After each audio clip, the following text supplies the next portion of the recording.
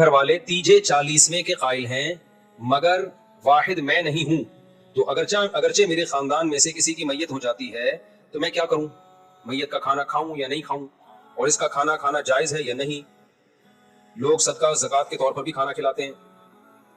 آپ کے ہاں جب کسی کی میت ہو جائے تو آپ تعزیت کے لیے جائیں اگر آپ سفر کر کے گئے ہیں، بھوک لگی بھی آپ کو اور اس دوران کھانا آ جائے تو کھا لیں، آپ کھانے کا ٹائم ہو، اور اگر ایسا نہیں ہے تو تعزیت کریں، 3 دعائیں دیں ان کو، اعظم اللہ اجرک واحسن عزاءک وغفر لمیتک، یہ 3 دعائیں صحیح حدیث سے ثابت ہیں۔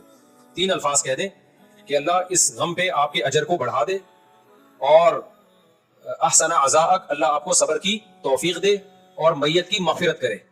یہ الفاظ کہیں، تھوڑا ہاتھ رکھا، تسلی دی اور پتلی گلی سے نکل لیے، بس۔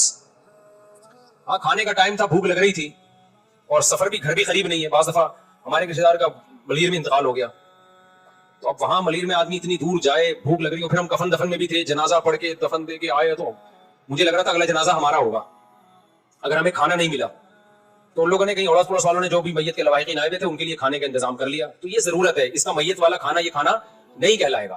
دور سے رشتے دار آئے ہوئے ہوتے ہیں نا میت کو دفنانے کے لیے، تو میت کے گھر والوں کو نہیں چاہیے بلکہ اڑوس پڑوس والوں کو چاہیے ان دور کے رشتے داروں کے لیے کھانا پکا دیں۔ یہ میت کے ایصال ثواب والا کھانا نہیں ہوتا، یہ کھانا ہوتا ہے جو اتنی دور سے بیچارے آئے ہیں، ان کا کیا جرم ہے؟ انہوں نے تھوڑی مارا ہے کہ ان سے کھانا چھین رہے ہو آپ، وہ تو زندہ ہے نا، ان کو کھلاؤ، ٹھیک ہے نا۔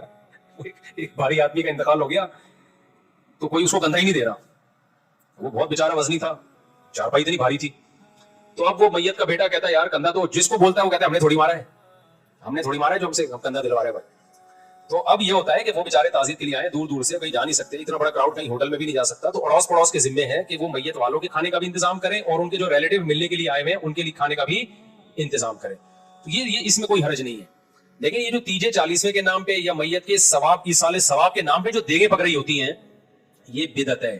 اس لیے کہ کھانا پکانا، کھانا کھلانا یہ خوشیوں کے موقع پہ ہے، یہ غموں کے موقع پہ نہیں ہے، کوئی سینس ہی نہیں بنتی اس کی۔ سمجھتے ہو کہ نہیں سمجھتے ہو؟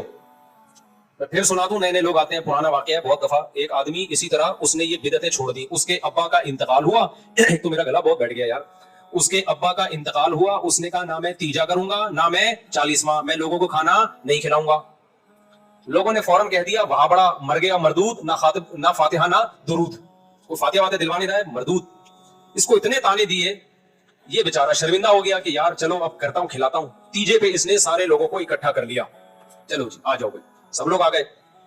اس کو افسوس تھا اپنے باپ کے مرنے کا، غم بہت تھا اس کو، اس کا دل نہیں چاہ رہا تھا کہ لوگوں کو مرغا کھلائے۔ اب آپ کو پتا تیجے پہ دال وال کوئی نہیں کھلاتا، پکتے مرغے ہی ہیں۔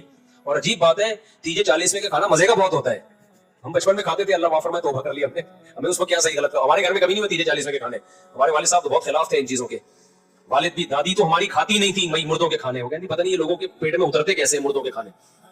تو مظاہر علوم سے تعلق تھا نا، دیوبند کا مدرسہ اور مظاہر علوم قریب قریب تھے، تو ان میں یہ اثرات آئے ہوئے تھے کہ تیجے 40ویں یہ کھانے نہیں کھانے ہیں۔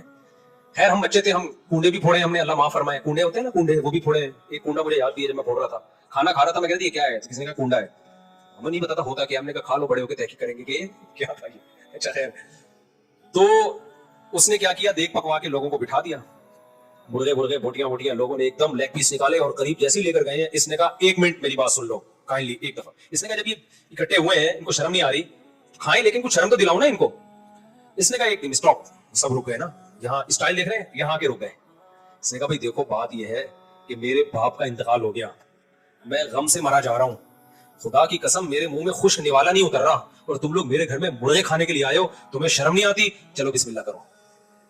دوبارہ ایک دفعہ میں یہ مزہ نہیں آتا، ایک دفعہ میں مزہ نہیں آتا۔ اس نے کہا میرے باپ کا انتقال ہو گیا ہے، غم سے میرے منہ میں خشک نوالا نہیں اتر رہا، اور تم لوگ میرے ہی گھر پہ مرغے کھانے کے لیے آ گئے ہو، تمہیں شرم نہیں آتی؟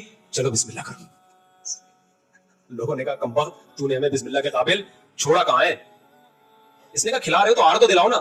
ہمارے حضرت مفتی رشید احمد صاحب رحمہ اللہ تعالیٰ فرمایا کرتے تھے پرانا زمانہ تھا، لوگوں کو غیرت آ گئی، اب اگر آپ کہیں نا تم مردوں کی میت کے گھر مردے کا کھانا کھانے آ گئے ہو، تمہیں شرم نہیں آتی؟ لوگ کہیں گے نہیں آتی، بسم اللہ کر کے پھر بھی کھائیں گے۔